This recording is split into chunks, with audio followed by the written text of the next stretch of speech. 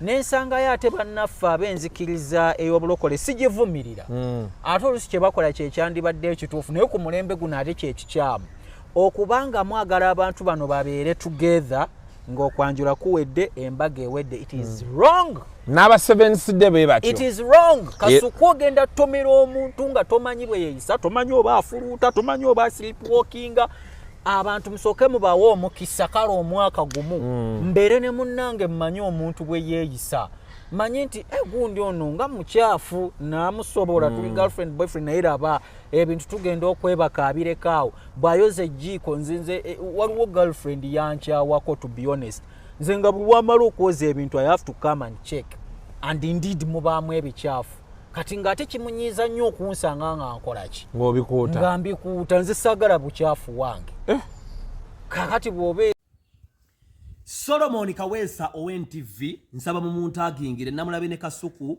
live babaddeko ensonga ze boogerako era bulijjo mulaba nga ayogera ku byafaayo bya Buganda abimanyi yabisoma abimanyi amanye emmandwa amanye emisambwa abasekabaka n'Oluganda amanyi lungi kyokka tekimuwa pamiti kwogera ku bintu byatamanyi mbadde nsaba okutegeeza Buganda wanti omuntu byayogera kwategeererwa nti mugezi era Bayibuli ega nti singa osirise twandikutegedde ng'oli muki naye ate bw'oyogera osobola okujabuula ebirala byonna ekyokubeera munnamawulire omulungi ow'NTV ng'osoma Oluganda ng'olembekkereza zaabadde ziwera ssaawa nga 6 enkima n'erinnya omuti era enkima eyo n'esuula emiyembe 2 bannansi ne bagamba lwaki enkima eno esudde emiyembe it's well bitunyumira era ndifaaniwo tekikuwa pamiti kulowooza nti buli kimu okitegeera muganda wange Solomon Kaweesa ng'oggyeko emmandwa ezikuli ku mutwe toyogeranga ku kigambo marriage kuba tokimanyi wagambye nti omanyi mbawulira nga mwogera nga mujeregerera obulokozi n'obulokozi okulokoka omuli omusaayi gwa Kristo ekyama ekitategeerekeka muntu wa bulijjo asoma amawulire ku NTV wabula ng'ajjudde emmandwa n'ebitambo bya Buganda n'alowooza nti ajja kukwata obulokozi olw'okuba alaba omanyi obulokozi lwaki babujeregera nti balaba abafere bangi mu bulokozi kyokka ekintu ekiramu kyekigwako enswera era tutegeera tutya nti ennyama eyo nnamu nga kuliko enswera ennyama bwe tabaako nnamu mu nswera kitegeeza bagitaddeko eddagala ly'abafu lwaki tewali bukatuliki bufere lwaki tewali basiraamu bafere lwaki tewali baprotestante bafere kubanga obulokozi buferebwa kubanga butuufu wagambye bwoti mu submission zizo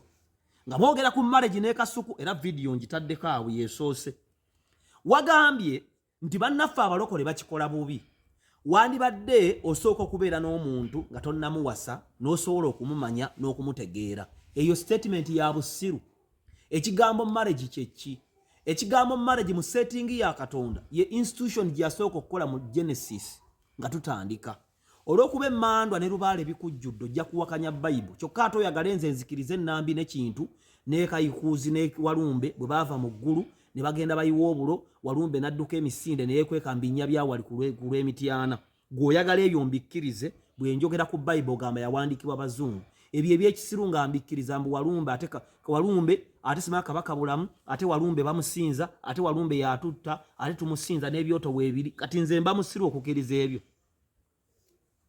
institution Katonda gy'asinga okubeera mu interest ye marriage kubanga obulamu the smallest unit of a nation the smallest unit of a community starts from the marriage era ye institution emu kweze entono eziriportinga direct mu kifo ekituufu Katonda gy'atuula kubanga eggulu lya mirundi 3 waliwo outer court waliwo inner court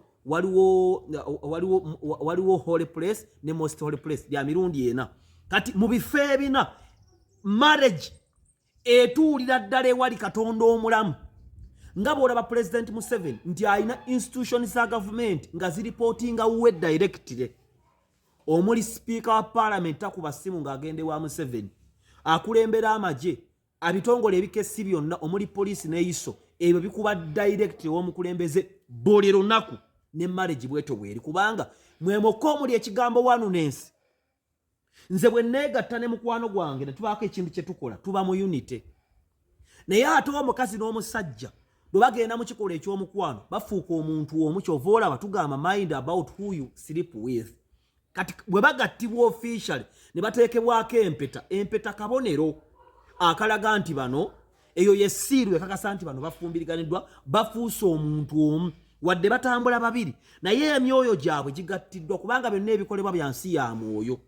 Kati bw'abanga Katonda alina interest ennene mu marriage kitegeeza n'omulabe Setaani omulyoli omubbi omussi omutabanguzi agiyinamu interest nnene. Kyova olaba tewali kigambo Setaani kyalwanyisa mu nsi eno nga maka.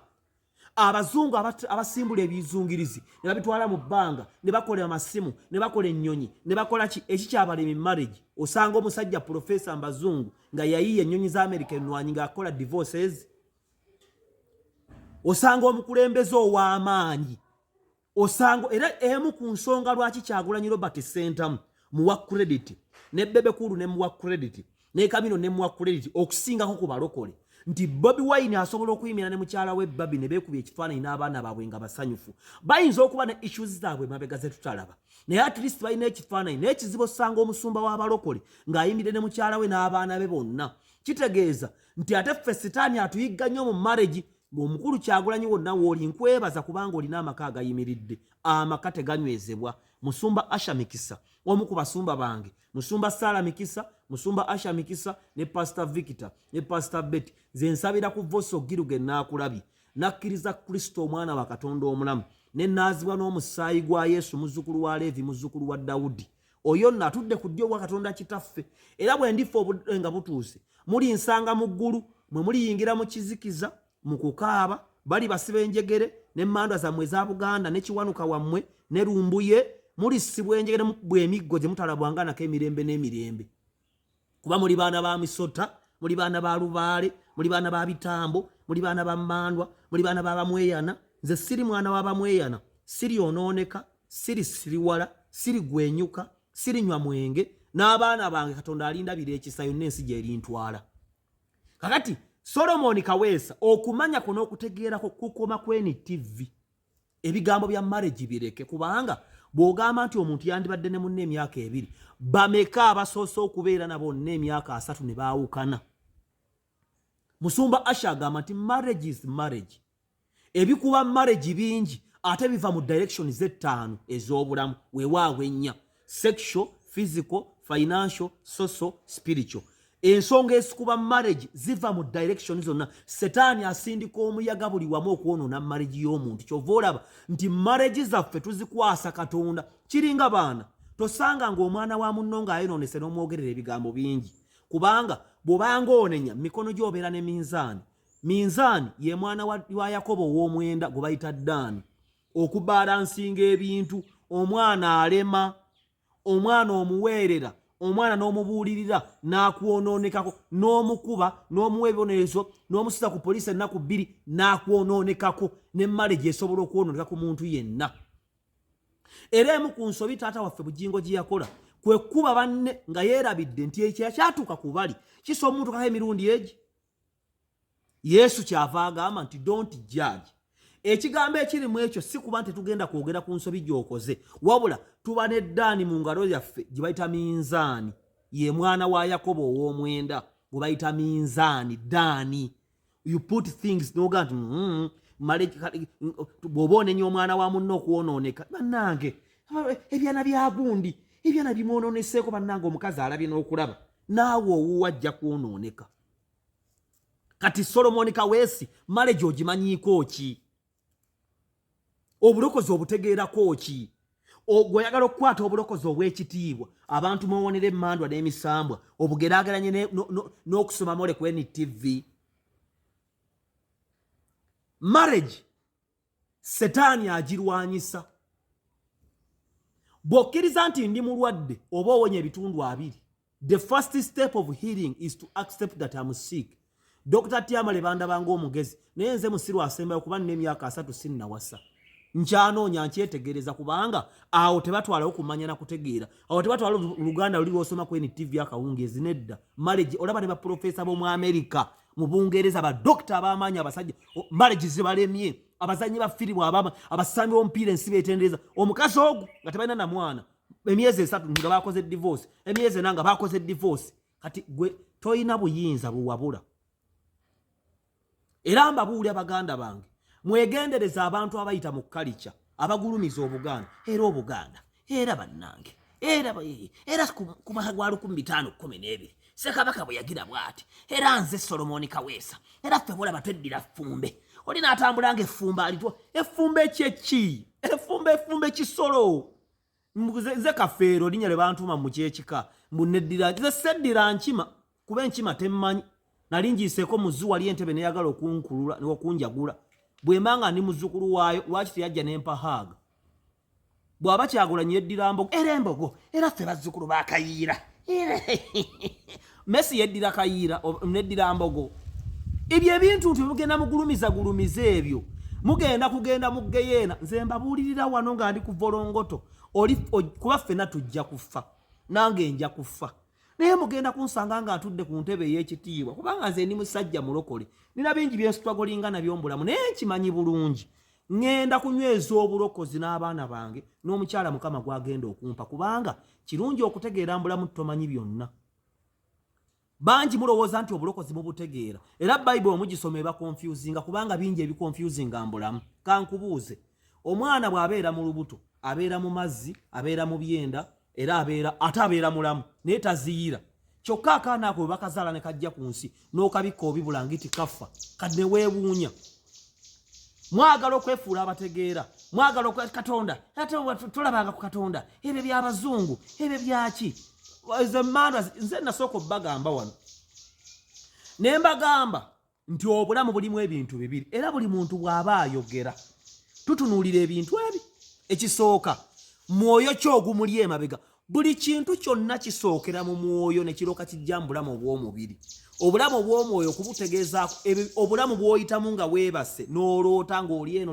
ogwo mwoyo gwo buli kimu ky'olaba ky'obola osooka okuloota ng'ofunye akisidenti n'ofuna akisidenti emisana osooka okulaba kino kibaddewo oloota abantu b'otamanyi n'ebirala ebiringa ebyo obulamu bulimu eddogo obulamu bulimu okusaba baganda bange abantu basaba abantu baloga mwe mujja kwogera abajapaani tebasaba naye nga bo bagula kwenye tomanyi ddogo liri mu bajapaani tomanyi ddogo ly'abamerika tomanyi ddogo ly'aba artist nze nasooka okubalabula naye mbagamba baganda bange olowooza lwaki Kyagulanyi gwe mulaba talina kyayinza kukola olaba ensi emugoberera kubanga ayina waayimirira sijja mulumiriza nti musamize wabula tegeera nti okulaba omuntu ng'oyo atalina makulu naye ng'ensi erowooza alimu amakulu kitegeeza alirwa waayimirira n'akola saddaaka ez'obwakatonda oba ez'eggulu nze Dr. Tyamala okuyimirira mu Kyagulanyi gwe musinga okutya ne muga tojja tuwemula n'ensigala nga ndya nnywa nga sifudde nkyakola nga siri frustrated nga baakibakato kitegeeza ndiko wenyimirira kubanga bangi abayimirira mu Kyagulanyi ne bagwa lwaki nti saddaaka ezimuli ennyuma mpitirivu no wanda n'abo abaana abafiira mu trek ez'olaba accident biki tugenze kunona muyimbi ku kisaawe entebe accident ng'etuga babiri tugenze ku masaza oli ng'avuga piki ng'eyingira tuleera nga bana bafa ezo na saddaaka era oyo omwana yali mu kyalenga yejjo yafa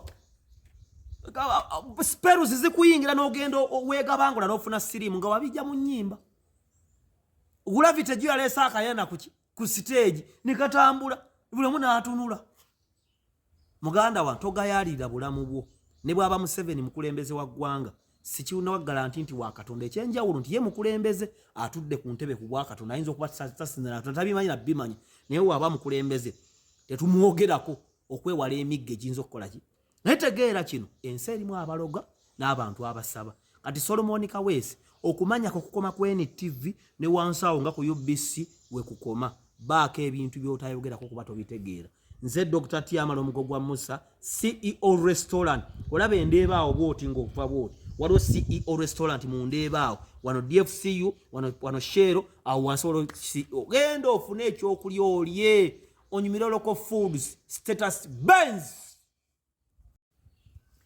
Solomoni Kaweesa ONTV nsaba mu muntu agingire namulabe ne Kasuku live babaddeko ensonga ze boogerako era bulijjo mulaba ng'ayogera ku byafaayo bya Buganda abimanyi yabisoma abimanyi amanye emmandwa amanye emisambwa abasekabaka n'Oluganda amanyi lungi kyokka tekimuwa pamiti kwogera ku bintu by'atamanyi mbadde nsaba okutegeeza muganda wange omuntu byayogera kwategeererwa nti mugezi era Bayibuli ega nti singa osirise twandikutegedde ng'oli muki naye ate bw'oyogera osobola okujabuula ebirala byonna ekyokubeera munnamawulire omulungi ow'NTV ng'osoma Oluganda ng'olembekkereza zaabadde ziwera ssaawa nga 6 enkima n'erinnya omuti era enkima eyo n'esuula emiyembe 2 bannansi ne bagamba lwaki enkima eno esudde emiyembe its well bitunyumira era ndifaaniwo tekikuwa pamiti kulowooza nti buli kimu okitegeera muganda wange. Solomon Kaweesa ng'oggyeko emmandu ezikuli ku mutwe toyogeranga ku kigambo marriage kuba tokimanyi. Wagambye nti omanyi mbawulira nga mwogera nga mujeregerera obulokozi n'obulokozi okulokoka omuli omusaayi gwa Kristo ekyama ekitategeerekeka muntu wa bulijjo asoma amawulire ku NTV wabula ng'ajjudde emmandwa n'ebitambo bya Buganda n'alowooza nti ajja kukwata obulokozi olw'okuba alaba omanyi obulokozi lwaki babujeregera nti balaba abafere bangi mu bulokozi kyokka ekintu ekiramu kyekigwako enswera era tutegeera tutya nti ennyama eyo nnamu nga kuliko enswera ennyama bwe tabaako nnamu mu nswera kitegeeza bagitaddeko eddagala ly'abafu. Lwaki tewali bukatuliki bufere? Lwaki tewali basiraamu bafere? Lwaki tewali baprotestante bafere? Kubanga obulokozi buferebwa kubanga butuufu. Wagambye bwoti mu submission zizo nga mwogera ku marriage ne Kasuku era video njitaddeko awo yesoose. Wagambye nti bannaffe abalokole bakikola bubi. Wandibadde osooka okubeera n'omuntu nga tonnamuwasa n'osobola okumumanya n'okumutegeera. Eyo statement ya Basiru. Ekigambo marriage kyeki? Ekigambo marriage mu setting ya Katonda ye institution gyasooka okukola mu Genesis nga tutandika. Olw'okuba emmandwa ne lubaale bikujjudde ojja kuwakanya Bayibuli kyokka ate oyagala nze nzikirize ennambi n'ekintu n'ekayikuuzi ne Walumbe bwe baava mu ggulu ne bagenda bayiwa obulo Walumbe n'adduka emisinde ne yeekweka mbinnya byawali ku lw'emityana. Gw'oyagala ebyo mbikkirize bwe njogera ku Bayibuli ogamba yawandiikibwa Bazungu. Ebyo ebyekisiru nga mbikkiriza mbu Walumbe ate simanya kabaka bulamu ate Walumbe bamusinza ate Walumbe yatutta ate tumusinza n'ebyoto weebiri kati nze mba musiru okukkiriza ebyo. Institution Katonda gy'asinga okubeera mu interest ye marriage. Kubanga obulamu the smallest unit of a nation, the smallest unit of a community starts from the marriage. Era ye institution emu kweze entono eziriportinga direct mu kifo ekituufu Katonda gy'atuula kubanga eggulu lya mirundi 3. Waliwo outer court, waliwo inner court, waliwo holy place ne most holy place lya mirundi 4. Kati mu bifo ebina marriage etuulira ddala ewali Katonda omulamu. Nga bw'olaba President Museveni nti alina institutions za government nga ziriportinga uwe directly. Omuli speaker wa parliament akuba simu ng'agende wa Museveni. Akulembera amagye abitongole ebikesi byonna omuli police ne ISO ebyo bikuba directly w'omukulembeze buli lunaku ne marriage bweto bweri kubanga mwemoko omuli ekigambo wanunensi. Nze bwe neegatta ne mukwano gwange ne tubaako ekintu kye tukola tuba mu unity. Naye ate omukazi n'omusajja bwe bagenda mu kikola eky'omukwano bafuuka omuntu omu kyova olaba tugamba mind about who you sleep with. Kati bwe bagattibwa officially ne bateekebwako empeta kabonero akalaga nti bano eyo yesiirwe kakasa nti bano bafumbiriganiddwa bafuuse omuntu omu wadde batambula babiri naye emyoyo gyabwe gigattiddwa kubanga byonna ebikolebwa bya nsi ya mwoyo. Kati bw'abanga Katonda ayina interest ennene mu marriage kitegeeza n'omulabe Setaani omulyoli omubbi omussi omutabanguzi agiyinamu interest nnene. Kyova olaba tewali kigambo Setaani kyalwanyisa mu nsi eno nga maka. Abazungu abasimbula ebizungirizi ne babitwala mu bbanga ne bakola amasimu ne bakola ennyonyi ne bakola ekikyabalema marriage. Osanga omusajja profesa mbazungu nga yayiye ennyonyi za America ennwanyi ng'akola divorces. Osanga omukulembeze ow'amaanyi osanga era emu ku nsonga lwaki Kyagulanyi Robert Sentamu muwa credit ne Bebe Kulu ne muwa credit ne Kamino ne muwa credit okusingako ku balokole nti Bobi Wine asobola okuyimira ne mukyala we Babi ne beekubya ekifaananyi n'abaana baabwe nga basanyufu. Bayinza okuba ne issues zaabwe mabega ze tutalaba naye at least balina ekifaananyi n'ekizibu osanga omusumba w'abalokole ng'ayimirire ne mukyala we n'abaana be bonna. Kitegeeza nti ate ffe Setaani atuyigga nnyo mu marriage ng'omukulu Kyagulanyi wonna w'oli nkwebaza kubanga olina amaka agayimiridde, amaka teganywezebwa. Musumba Asha Mikisa, omu ku basumba bange, Musumba Sara Mikisa, Musumba Asha Mikisa ne Pastor Victor ne Pastor Betty, nze nsabira ku Voice of Giruge naakulabye, nakkiriza Kristo omwana wa Katonda omulamu, ne naazibwa n'omusaayi gwa Yesu muzzukulu wa Levi muzzukulu wa Dawudi. Oyo nno atudde ku ddyo bwa Katonda kitaffe, era bwe ndifa obudde nga butuuse muli nsanga mu ggulu, mwe muliyingira mu kizikiza mu kukaaba, bali basiba enjegere n'emmandwa zammwe eza Buganda ne kiwanuka wammwe ne lumbuye, mulisibwa enjegere mukubwa emiggo gye mutalabwanganako emirembe n'emirembe. Kuba muli baana ba Misota, muli baana ba Lubaale, muli baana ba Bitambo, muli baana ba Mmandwa, muli baana ba Bamweyana. Nze siri mwana wa Bamweyana, siri onooneka, siri siriwala, siri gwenyuka, siri nywa mwenge, n'abaana bange Katonda alindabira ekisa yonna ensi gy'erintwala. Kakati Solomon Kaweesa okumanya kuno okutegeerako kukoma kweni TV. Ebigambo bya marriage bireke kubanga bw'ogamba nti omuntu yandibadde ne munne emyaka 2, bameka abasoose okubeera nabo n'emyaka 3 ne baawukana. Musumba Asha agamba nti marriage is marriage. Ebikuba marriage bingi ate biva mu direction Z5 ez'obulamu weewaawo ennya: sexual, physical, financial, social, spiritual. Ensonga esikuba marriage ziva mu direction zonna. Setaani asindika omuyaga buli wamu okwonoona marriage y'omuntu. Kyova olaba nti marriage zaffe tuzikwasa Katonda. Kiringa baana tosanga ng'omwana wa munno ng'ayonoonese n'omwogerera ebigambo bingi, kubanga bw'obanga onenya mikono gy'obeera ne minzaani. Minzaani ye mwana wa Yakobo ow'omwenda gwe bayita Ddaani. Okubalansinga ebintu, omwana alema, omwana omuweerera, omwana n'omubuulirira n'akwonoonekako, n'omukuba n'omuwa ebibonerezo, n'omusiza ku poliisi ennaku 2 n'akwonoonekako, ne marriage esobola okwonooneka ku muntu yenna. Era emu ku nsobi taata waffe Bugingo gye yakola kwe kuba banne nga yeerabidde nti ekyo kyatuuka ku bali kisa omuntu kako emirundi egi. Yesu kyava agamba nti don't judge. Ekigambo ekiri mu ekyo si kuba nti tugenda kwogera ku nsobi gy'okoze, wabula tuba ne Ddaani mu ngalo yaffe gye bayita minzaani. Ye mwana wa Yakobo ow'omwenda gwe bayita minzaani, Ddaani. You put things noga nti bw'oba onenya omwana wa munno okwonooneka. Bannange ebyana bya gundi, ebyana bimwonooneseeko bannange, omukazi alabye n'okulaba naawe owuwa ajja kwonooneka. Kati Solomon Kaweesi marriage ogimanyiiko ki? Obulokozi obutegeerako ki? Ogweyagala okukwata obulokozi obw'ekitiibwa, abantu mwewonera emmandwa n'emisambwa, obugeraageranye n'okusoma mole ku NTV. Marriage Setaani agirwanyisa. Bw'okkiriza nti ndi mulwadde oba owonye ebitundu 2, the first step of healing is to accept that I'm sick. Dr. Tiamale bandabanga omugezi, naye nze musiru asembayo kuba nina emyaka 3 sinnawasa. Nkyanoonya nkyetegereza kubanga awo tebatwala okumanya na kutegeera. Awo tebatwala Luganda luli lw'osoma ku NTV akawungeezi nedda. Marriage olaba ne baprofesa b'omu Amerika, mu Bungereza, badokita ab'amaanyi abasajja, marriage zibalemye, abazannyi ba firimu abasambi b'omupiira ensi beetendereza. Omukazi ogwo nga tebalina na mwana, emyezi 3 nga baakoze divorce, emyezi 4 nga baakoze divorce. Kati gwe toyina buyinza buwabula.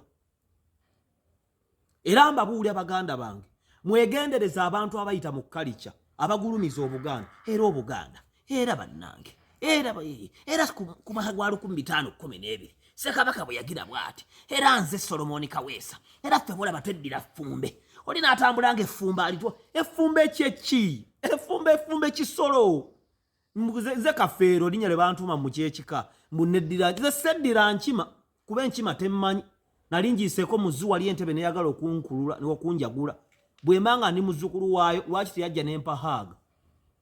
Bw'aba Kyagulanyi yeddira mbogo, era embogo, era ffe bazzukulu ba Kayiira. Messi yeddira Kayiira, neddira mbogo. Ebyo ebintu nti mugenda mugulumiza ebyo. Kugenda mu Geyeena, nze mbabuulirira wano nga ndi ku Volongoto. Kuba ffenna tujja kufa, nange nja kufa. Naye mugenda kunsanga nga atudde ku ntebe ey'ekitiibwa kubanga nze ndi musajja mulokole. Nina bingi byensitwagolinga nabyo mbulamu naye nkimanyi bulungi. Ngenda kunyweza obulokozi n'abaana bange n'omukyala Mukama gwagenda okumpa kubanga kirungi okutegeera mbulamu tomanyi byonna. banji mulowooza nti obulokozi mubutegeera era Bible omugisoma eba confusinga kubanga bingi ebiconfusinga mbulamu. Kankubuuze, omwana bw'abeera mu lubuto abeera mu mazzi abeera mu byenda era abeera mulamu naye taziira. Kyokka akaana ako bwe bakazaala ne kajja ku nsi n'okabikka obibula ngiti kafa kadde weewuunya. Mwagala okwefuula abategeera, mwagala Katonda ate tolabanga ku Katonda ebyo by'abazungu ebyo byaki. Nze nasooka obbagamba wano ne mbagamba nti obulamu bulimu ebintu bibiri era buli muntu bw'aba ayogera tutunuulira ebintu ebi. Ekisooka mwoyo ky'ogumuli emabega. Buli kintu kyonna kisookera mu mwoyo ne kirooka kijja mu bulamu obw'omubiri. Obulamu obw'omwoyo kubutegeezaako obulamu bw'oyitamu nga weebase n'oloota ng'oli eno ogwo mwoyo gwo. Buli kimu ky'olaba ky'obola osooka okuloota ng'ofunye accident n'ofuna accident emisana. Osooka okuloota kino kibaddewo oloota abantu b'otamanyi n'ebirala ebiringa ebyo. Obulamu bulimu eddogo, obulamu bulimu okusaba. Baganda bange abantu basaba, abantu baloga. Mwe mujja kwogera Abajapani tebasaba naye nga bo bagula kwenye. Tomanyi ddogo liri mu Bajapani, tomanyi ddogo ly'Abamerika, tomanyi ddogo ly'aba artist. Nze nasooka okubalabula naye mbagamba baganda bange olowooza lwaki Kyagulanyi gwe mulaba talina kyayinza kukola olaba ensi emugoberera kubanga ayina waayimirira. Sijja mulumiriza nti musamize wabula tegeera nti okulaba omuntu ng'oyo atalina amakulu naye ng'ensi erowooza alimu amakulu kitegeeza alirwa waayimirira n'akola saddaaka ez'obwakatonda oba ez'eggulu. Nze Dr. Tyamala okuyimirira mu Kyagulanyi gwe musinga okutya ne mugaa tojja tuwemula n'ensigala nga ndya nnywa nga sifudde nkyakola nga siri frustrated nga baashibakato kitegeeza ndiko wenyimirira kubanga bangi abayimirira mu Kyagulanyi ne bagwa. Lwaki? Nti saddaaka ezimuli ennyuma mpitirivu. No wonder n'abo abaana abafiira mu trek z'olaba accident biki tugenze kutona muyimbi ku kisaawe Entebbe accident ng'etuga babiri tugenze ku masaza oli ng'avuga piki ng'eyingira tuleera nga bana bafa. Ezo na saddaaka era oyo omwana yali mu kyalenga yeju yafa. Speros zikuyingira n'ogenda weegabangula n'ofuna sirimu nga wabijja mu nnyimba. Gravity ejo yaleesa akayana ku stage ne katambula buli n'atunula. Muganda wa togayaalira bulamu bwo ne bw'aba Museveni mukulembeze wa ggwanga sikiwuna wa garanti nti wa Katonda ekyenjawulo nti ye mukulembeze atudde ku ntebe ku bwakatonda ayinza okuba tasinzira tabimanyi na bimanyi naye waba mukulembeze tetumwogerako okwewala emigga egiyinza okukola ki. Naye tegeera kino ensi erimu abaloga n'abantu abasaba. Kati Solomon Kaweesi okumanyako kukoma ku NTV ne wansawo nga ku UBC we kukoma baako ebintu by'otayogerako kuba tobitegeera. Nze Dr. Tyamala omugo gwa Musa CEO Restaurant olaba endeebaawo bwoti ng'okuva bwoti waliwo CEO Restaurant mu ndeebaawo wano DFCU wano Shero awo wansi CEO genda ofune ekyokulya olye onyumire local foods status Benz.